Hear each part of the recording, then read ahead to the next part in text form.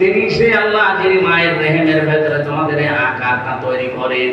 এই জন্য এই আকৃতিটা এটা আল্লাহ নিজের হাত দিয়ে বানিয়েছেন। পৃথিবীর কোন সৃষ্টি এত সুন্দর না কেন? কারণ এটা আল্লাহ নিজের হাতে বানানো। বডিটা ফেরেশতারা বানিয়েছে। এই বডির ভেতরে যে তথ্যগুলো আছে আপনি আশ্চর্য হয়ে যাবেন কত কিছু আল্লাহ বডির ভেতরে দিয়েছেন। ৯৭৬৮ প্রকার শুধু চামড়া দিয়েছেন। এরপরে হাড় আছে কতগুলো, জয়েন্ট আছে কতগুলো, এক একটা চামড়ার এক একটা কাজ। এই যে জহবার ভেতরে আল্লাহ শ্বাস দিয়েছেন ৭০ লক্ষ।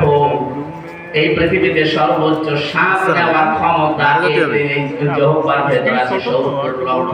কিন্তু খাবার হিসাবে আমরা পেয়েছি এই বাংলাদেশের ২২০ প্রকার। ২২০ প্রকার খাবার আমি গাজীপুরের জায়গায় পেয়েছিলাম।